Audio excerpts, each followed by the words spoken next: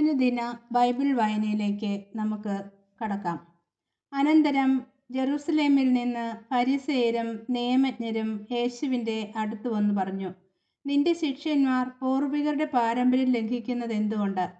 ഭക്ഷണം കഴിക്കുന്നതിന് മുൻപ് അവർ കൈ കഴുകുന്നില്ലല്ലോ. അവൻ മറുപടി പറഞ്ഞു, നിങ്ങളുടെ പാരമ്പര്യത്തിൻ്റെ പേരിൽ നിങ്ങൾ ദൈവത്തിൻ്റെ പ്രമാണം ലംഘിക്കുന്നത് എന്തുകൊണ്ട്? പിതാവിനെയും മാതാവിനെയും ബഹുമാനിക്കുക, പിതാവിനെയോ മാതാവിനെയോ അധിക്ഷേപിക്കുന്നവൻ മരിക്കണം എന്ന് ദൈവം കൽപ്പിച്ചിരിക്കുന്നു.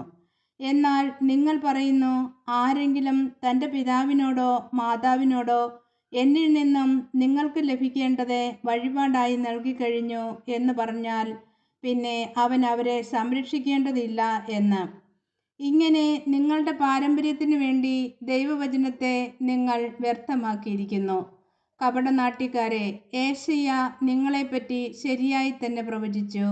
ഈ ജനം അധരം കൊണ്ട് എന്നെ ബഹുമാനിക്കുന്നു, എന്നാൽ അവരുടെ ഹൃദയം എന്നിൽ നിന്നും വളരെ അകലെയാണ്. അവർ മാനുഷിക നിയമങ്ങൾ പ്രമാണങ്ങളായി പഠിപ്പിച്ചുകൊണ്ട് വ്യർത്ഥമായി എന്നെ ആരാധിക്കുന്നു. അവൻ ജനങ്ങളെ തൻ്റെ അടുത്ത് വിളിച്ചു പറഞ്ഞു, നിങ്ങൾ കേട്ട് മനസ്സിലാക്കുവിൻ. വായിലേക്ക് പ്രവേശിക്കുന്നതല്ല, വായിൽ നിന്നും വരുന്നതാണ് ഒരുവനെ അശുദ്ധനാക്കുന്നത്. അപ്പോൾ ശിഷ്യന്മാർ അടുത്തു വന്നു പറഞ്ഞു, ഈ വചനം ഫരിസേയർക്ക് ഇടർച്ചയുണ്ടാക്കിയെന്ന് നീ അറിയുന്നുവോ? അവൻ മറുപടി പറഞ്ഞു, എൻ്റെ സ്വർഗീയ പിതാവ് നട്ടതല്ലാത്ത ചെടികളൊക്കെയും പിഴുതു മാറ്റപ്പെടും. അവരെ വിട്ടേക്കൂ, അവർ അന്ധരെ നയിക്കുന്ന അന്ധരാണ്.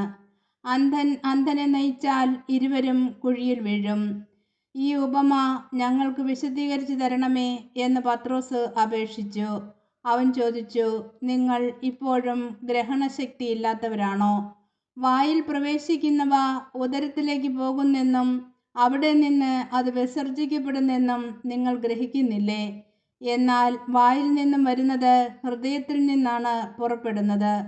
അത് മനുഷ്യനെ അശുദ്ധനാക്കുന്നു.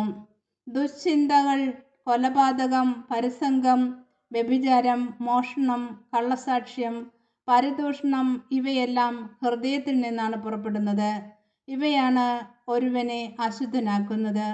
കൈ കഴുകാതെ ഭക്ഷണം കഴിക്കുന്നത് ആരെയും അശുദ്ധനാക്കുന്നില്ല. ഈശോ മിശിഹായ്ക്ക് സ്തുതിയായിരിക്കട്ടെ.